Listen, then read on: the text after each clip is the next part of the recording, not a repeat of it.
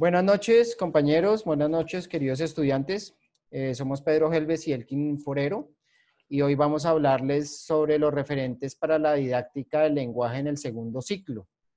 Nos vamos a referir al primer capítulo que se llama Referentes para una mirada comparativa.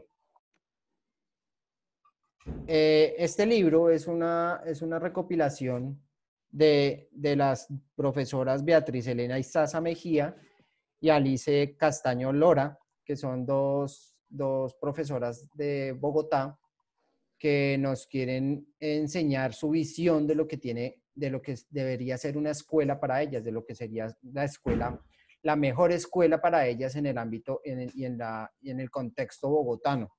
Y pues para globalizar en el contexto colombiano y en el contexto suramericano. Ellas tienen la visión de una escuela como ámbito donde la lectura y la escritura sean prácticas vivas y vitales. ¿Esto qué quiere decir? Que en todas las escuelas públicas, tanto públicas como privadas, en las escuelas se debería tratar el lenguaje en todas las áreas del conocimiento. No solamente en el lenguaje, en el área del lenguaje y del español y de la literatura, sino también en todas las áreas del conocimiento, como son las matemáticas, las ciencias sociales, las ciencias naturales. En todas las áreas está implícito el lenguaje. Entonces, estas profesoras lo que nos quieren dar a entender con estos libritos, con estos dos libritos, porque venimos de hablar del primer ciclo, ahora vamos a comenzar el segundo ciclo. El segundo ciclo comienza en el grado segundo de primaria, pues finalizan el tercero de primaria. Aquí las autoras, como les venía diciendo, las autoras Beatriz Elena Izaza Mejía y Alice Castaño Lora, pues nos hablan de muchos teóricos que lo que quieren es explicar la visión que ellas tienen de ese tipo de escuelas. Entonces, en primer lugar, ellas hacen referencia a una escuela como ámbito de lectura y la escritura sean prácticas vivas y vitales, y que, como dice Lerner, citan a la doctora Delia Lerner. Entonces vamos a pasar a la siguiente diapositiva. Citan a la doctora Delia Lerner, que es una argentina con mucha capacidad en las ciencias de la educación, es doctora en ciencias de la educación y lingüística. Disculpa. La doctora, ¿ya la ven? Listo, sí, perfecto. Para que recuerden tomar apuntes. Bueno, exacto, muchas gracias, profe. Fundamental la toma de apuntes cuando ustedes están en cualquier aula, en cualquier cátedra, la toma de apuntes, tanto para que ustedes vayan asimilando su experiencia de aprendizaje, como para que se generen un tipo de preguntas al final de la exposición. ¿Listo, muchachos? Listo, profe. Listo, entonces, como les venía diciendo, las autoras del libro nos citan a la doctora Delia Lerner, argentina ella, con doctorado en Ciencias de la Educación y la Lingüística, y nos dicen que ella dice que escribir y leer es representar el mundo e interpretar el mundo y producir los propios hechos. Eso es escribir y leer para ella, y es lo que quiere que sus alumnos asimilen y los alumnos entiendan. ¿Qué es, profe?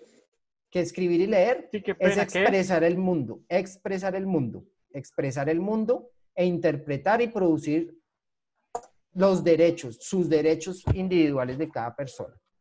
¿Ok? Interpretar y producir sus deberes y sus derechos. Eso para ella es leer y escribir. Para Delia Lerner. ¿Para quién, profe? Delia Lerner. La primera teórica que tenemos y que nos citan las maestras en el libro. ¿Ok? Listo, profe. El lenguaje es clave para el desarrollo cognitivo. Eso lo tenemos que tener claro. Y los maestros tienen que tener claro también que el lenguaje tiene que estar presente en todas las áreas. Hay una creencia falsa que también investigó la doctora Neusar Martí, que la tenemos aquí abajito, que dice que existe la creencia de que la comprensión de un tema es diferente de su concreta comunicación.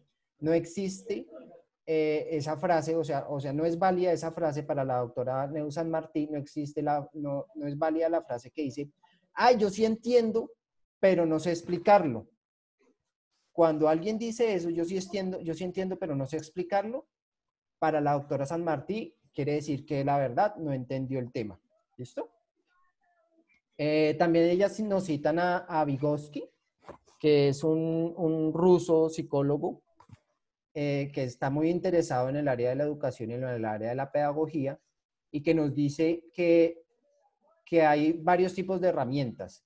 Las herramientas que cambian el entorno amplifican nuestras capacidades físicas, como son el hacha, un cuchillo, todas estas herramientas, pero hay otra herramienta que es más importante aún que estas, que son las que potencian nuestra capacidad intelectual y nos transforman internamente. Dentro de estas herramientas está el lenguaje y las ciencias de la comunicación.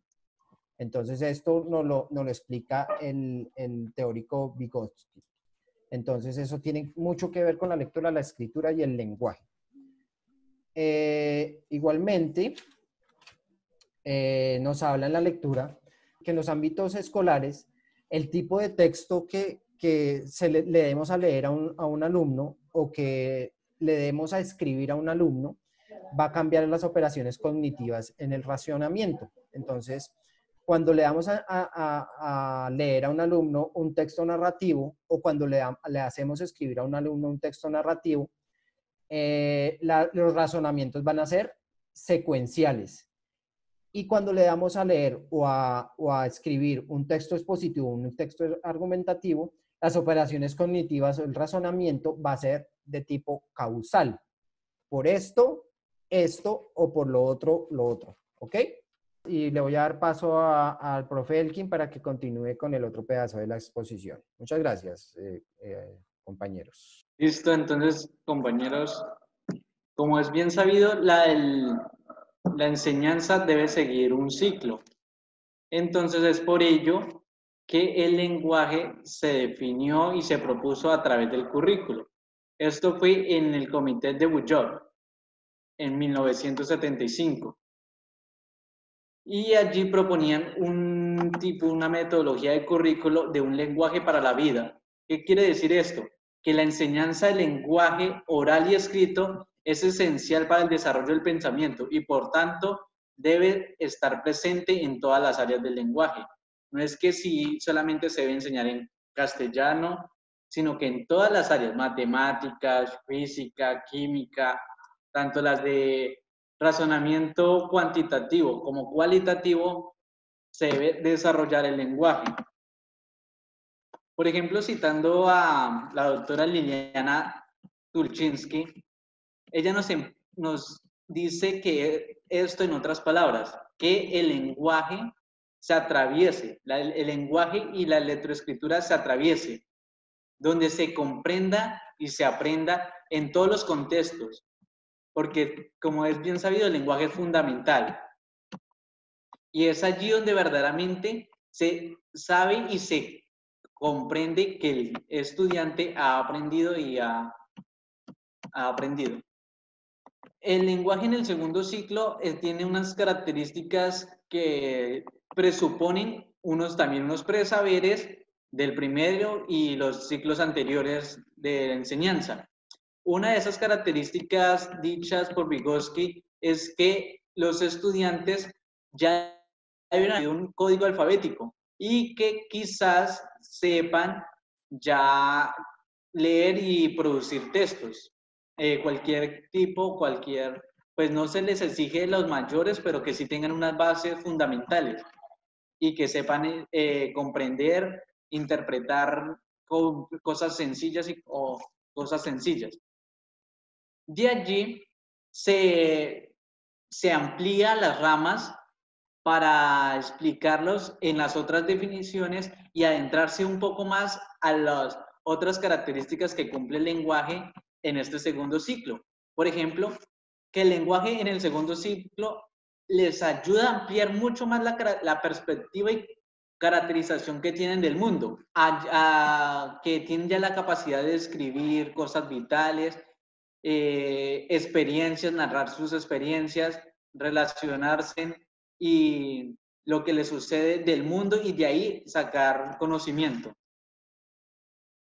Otra característica fundamental en este segundo ciclo es que en este se adquiere identidad. ¿Qué quiere decir identidad? Se apropian de una identidad, se reconocen como seres humanos con derechos y cualidades, donde opinan y expresan sus opiniones y defienden lo que piensan. Basadas en esto, dan sus opiniones y sus discusiones. Además, el lenguaje para controlar y regular el aprendizaje. O sea, como a medida que se va avanzando, se va adquiriendo un cierto grado de responsabilidad y de características para la misma persona aprender. O sea, yo miro cómo aprendo. O sea, en la edad del segundo ciclo, el estudiante tiene la capacidad y está en la capacidad para decidir qué método, cómo aprende, qué metodología o qué tipo de interpretación le queda más fácil a él para aprender. Y la otra de las características importantes del lenguaje en el segundo ciclo es para asumir y construir conocimientos más complejos. Estas características todas están ligadas porque se reconoce identidad, se construye conocimiento, se mejoran los saberes y los presaberes y se refuerzan los presaberes que se tienen. Tenemos que recordar que todo esto van de la mano de los padres y de la escuela misma. Debemos garantizar el aprendizaje teniendo en cuenta los conocimientos previos que tienen los estudiantes, ya que estos son la base de los futuros conocimientos. Eso sería todo por hoy. Cualquier duda, inquietud, la pueden expresar. ¿Tienen alguna pregunta? Profesor, me parece muy buena la explicación. En lo personal me quedó bastante claro el tema. Me pareció la forma en la que abordaron el tema, una forma muy sencilla y muy directa. Pero yo sí tengo acá dos preguntitas. Una para el profesor Pedro José, por favor, si me la podría responder, que es la siguiente. ¿Usted considera que escribir está ligado a la interpretación del mundo y por qué? Por supuesto que sí, escribir está completamente ligado a la interpretación del mundo. ¿Por qué? Porque cuando usted se expresa, cuando usted tiene cuando usted va a escribir algo, cuando usted tiene algún texto, usted está expresando sus saberes y sus sentimientos. Entonces, todo lo que lo rodea va a tener relación con lo que usted escribe. Bueno, muchísimas gracias, profe Pedro. Muchas gracias, compañeros. Daniel, ¿tiene alguna pregunta? Una pregunta. ¿Cómo se puede integrar el lenguaje en las otras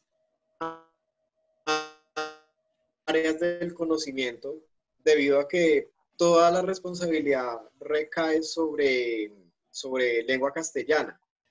Daniel, lo que nos quieren dar a entender las autoras es que el lenguaje ya está presente en todas. O sea, no hay ningún área que no inmiscuya el lenguaje. Esa idea errónea de que los profesores solamente del lenguaje son los que les van a enseñar a hablar o solamente del lenguaje son los que les van a enseñar a escribir. No, lo que yo les decía es que en matemáticas, en ciencias naturales, en ciencias sociales, todos les tienen que enseñar a escribir y a hablar y enseñar a expresarse según sus códigos y según sus tipos de escritura, su lenguaje. No se puede desligar. El lenguaje siempre va a estar en todas las áreas del conocimiento, siempre va a estar en todas las materias. Entonces no podemos desligar el lenguaje de ningún área. Tolchinsky dice que toda práctica se aprende ejerciéndola. No se puede esperar a aprenderla estudiándola. Entonces, es diferente estudiar el lenguaje a aprender el lenguaje, porque el lenguaje se aprende escribiendo, hablando, escuchando y leyendo. ¿Sí? Listo, bien, compañeros. y queridos estudiantes, estimadísimos que los llevo en el corazón.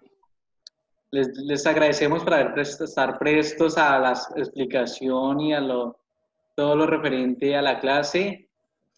Y ahora le damos paso al siguiente grupo que nos va a hablar de los componentes del lenguaje en el segundo ciclo. Gracias, profesores. Profe, que estén Listo, bien. listo. Muchas gracias. Muchas gracias a ustedes. Felicidades. También, hasta luego. Buenas tardes, apreciados estudiantes. ¿Cómo están? Estamos reunidos para nuestra última tutoría. Entonces, pues como es de costumbre, voy a hacer un llamado a lista y ustedes me contestan, pues para yo saber que están presentes en la clase. Elkin Mauricio Forero. Presente. ¿Cómo está, Elkin? Bien, bien, gracias. ¿Y usted, profe? Ah, bueno, me alegro mucho. Bien, Elkin, muy amable. Pedro José Helves. Presente, profesor. Pedro, ¿cómo está? Bien, profe, muchas gracias. Todo bien, todo bien Bueno, por la casa. su familia, ¿cómo va todo? Todos muy bien, muchísimas gracias, profe. Hemos pasado la bueno. cuarentena con mucha unión familiar, gracias a Dios. Ok, me alegro mucho. Bueno, pues sin más preámbulos, el tema que tenemos para abordar el día de hoy en esta tutoría son las alternativas didácticas para la enseñanza del lenguaje. Entonces quiero compartir con ustedes una presentación en la que vamos a explicar esas configuraciones. Entonces al final de la clase, al final de la explicación, perdón, vamos a hacer las respectivas preguntas que tengamos, vamos a despejar dudas. Digamos que vamos a hacer como una pequeña presentación, algo magistral, y después socializamos al respecto. ¿Queda entendido? Sí, profe. Sí, profe, gracias. Listo. Entonces, como les decía, vamos a mirar las configuraciones didácticas y los modos de organizar la enseñanza. Bueno, muchachos, como sabemos, una de las grandes preocupaciones que tenemos los docentes es la toma de decisiones de la manera como les vamos a enseñar a ustedes y los recursos que vamos a utilizar. Yo creo que eso es como una de las mayores preocupaciones que tenemos. Esa preocupación muchas veces está influenciada por ciertos factores, los conocimientos que tenemos nosotros, el conocimiento previo que tienen ustedes, las tendencias teóricas en base al tema que vamos a explicar, la percepción que tenemos nosotros sobre el avance de ustedes como estudiantes o la manera en que los vemos en cuanto al interés a la clase, la forma personal de cada uno de ustedes. También está influenciada por las creencias sobre la educación, lo que institucionalmente nos piden a nosotros, las demandas sociales y las orientaciones curriculares que brinda el Estado para esa enseñanza. Entonces, todas esas preocupaciones de nosotros los docentes se dan en unas, o se pueden llamar, configuraciones didácticas. Esas configuraciones didácticas se dividen en 3 grupos, que son los proyectos de aula, las secuencias didácticas y los proyectos de lengua. Esas configuraciones lo que hacen es promover un aprendizaje vivencial, participativo y democrático. Es decir, que tanto nosotros como docentes y ustedes como alumnos participan en ese aprendizaje. El lenguaje es una de las principales herramientas, es el mediador entre todos esos aprendizajes y pues el lenguaje es lo que nosotros usamos para comunicarnos en cualquier entorno y en cualquier situación. Hay un espíritu de cooperación en esa interacción entre docentes y estudiantes. Los intercambios y reflexiones orales que se realicen en el aula deben dar cuenta de lo que se aprende y cómo se aprende. Es decir, que nosotros como docentes hacemos una parte, pero ustedes también responden y muestran, por así decirlo, ese conocimiento que se ha adquirido en base a ese proyecto de aula, a esa secuencia didáctica o al proyecto de lengua. Entonces, los proyectos de aula y los proyectos de lengua se inscriben o están dentro de la pedagogía por proyectos. Esa pedagogía por proyectos integra la escuela con la vida cotidiana de cada uno de ustedes y genera una cooperación, el diálogo y la reflexión constante en el aula. O sea, sale como de lo magistral, de lo tradicional, hacer una reflexión fuera del aula. Entonces vamos a empezar con los proyectos de aula. En los proyectos de aula, el maestro y el estudiante se puede decir que emprenden un camino de exploración partiendo de una pregunta, de un problema, de una necesidad o de un deseo de aprender. En esa parte, los alumnos son partícipes en el diseño de estrategias, es decir, que no todo lo va a hacer el maestro, sino que ellos también van a proponer, ellos también van a tener una participación activa en ese modelo, en proponer formas de proceder y cómo ejecutarlas. Estas se clasifican en realizaciones, que pueden ser convivencias, visitas, exposiciones, en estudios, que pueden ser profundizar, por ejemplo, en el concepto de leyenda o hacer un estudio de por qué los niños se le caen los dientes a los 6 o 7 años, cosas así. Y en investigaciones, que pueden ser encuentros, entrevistas, búsquedas de información en general. Las decisiones sobre lo que se aprende, por qué se aprende, para qué se aprende, como otros aspectos, son una responsabilidad compartida. ¿Listo? Eso es el proyecto de aula en términos generales. Ese proyecto de aula tiene 3 fases. La primera fase es la planeación. Es cuando se lleva a cabo con los estudiantes, como que se escribe qué actividades se van a realizar, quiénes van a ser los responsables, se hace un cronograma, se buscan los recursos y debe haber alguna financiación. Y los estudiantes adquieren un compromiso de formación, porque cuando tienen que ir a pedir un permiso o hacer algo para lograr sacar adelante el proyecto de aula, pues digamos que como que el estudiante aprende más, porque hay un gran esfuerzo de parte de él para lograr ese conocimiento. Entonces es un trabajo integrado en el cual se construyen objetivos de aprendizaje juntamente con los estudiantes. La segunda parte de los proyectos, de las fases de los proyectos de aula, es, después de la planeación, la ejecución. Entonces, es posible incluir actividades adicionales o suprimir otras de acuerdo a lo que se haya planeado, reflexiones sobre lo que se aprende y cómo se aprende. Las actividades de reflexión y sistematización forman a los estudiantes autónomos. Cuando hay como esa conversación sobre lo que se hace, hay más autonomía en el estudiante. Y la evaluación, en la cual como en un test inicial se conoce el nivel de escritura que tiene cada uno de los estudiantes. Entonces la evaluación no lleva solamente a evaluar lo que se ha aprendido, sino como a tratar de nivelar. Entonces la evaluación se usa para aprender y para tomar decisiones, no solamente para calificar. Entonces la evaluación se divide en 2 partes, en la coevaluación, en la que los mismos alumnos evalúan el desempeño de uno o de varios de sus compañeros, y en la autoevaluación, que como su nombre lo indica, es individual. Es decir, el mismo estudiante tiene la responsabilidad de monitorear su propio proceso. Listo, eso ya fue lo anterior, todo lo que tiene que ver con proyecto de aula. El otro es el proyecto de lengua. Un proyecto de lengua puede diseñarse dentro de una sola asignatura curricular o en ocasiones también de diferentes asignaturas, como matemáticas, artística e inglés. La lengua tiene una doble dimensión, como mediadora y como objeto de estudio. En este caso, en el anterior era solamente como mediadora.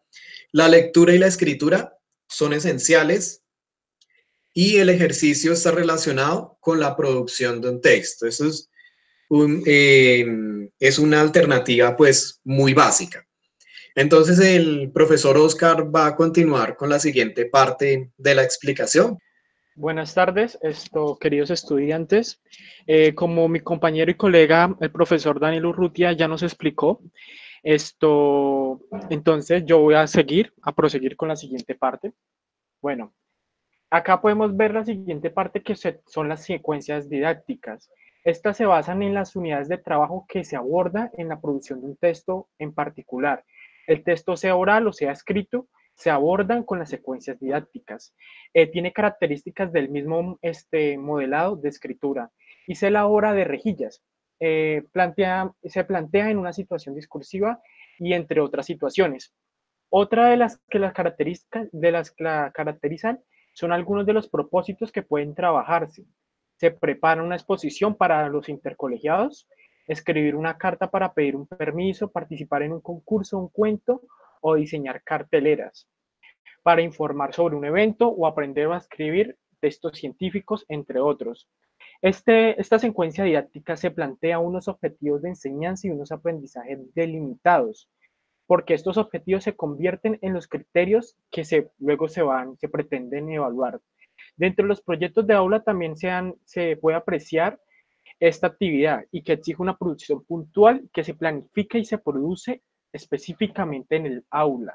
Aquí entramos en una parte importante que es la parte final, que es la evaluación. En el texto se nos dice que la evaluación se concibe según se concibe una perspectiva formativa de acuerdo a Juan Manuel Álvarez, que lo citó en el año 2001, y dice lo siguiente: debe entenderse que evaluar con intención formativa no es igual a medir ni a calificar ni tan siquiera a corregir. La segunda parte se dice: evaluar tampoco es clasificar ni examinar ni aplicar un test. Paradójicamente, la evaluación tiene que ver con actividades de calificar, medir, corregir, calificar, certificar, examinar para un test, pero no se confunden con ellas. Bueno, y la última parte dice: comparten un campo semántico, pero se diferencian por los recursos que utilizan y los usos y fines a los que sirven. Ahora bien, voy a pasar a explicar estas partes. Nosotros creemos, es la clave de la evaluación, es el para qué se usa. O sea, es la parte central y el eje principal de lo que es la evaluación. El primer párrafo que les leí están separados en tres.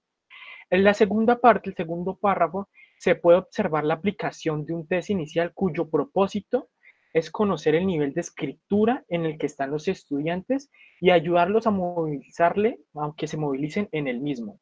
Bueno, para resumirles, es decir, que la evaluación nos da ideas sobre la intervención didáctica y con este vamos que se usa para aprender y tomar decisiones, no para calificar. Es necesario que esto quede importante.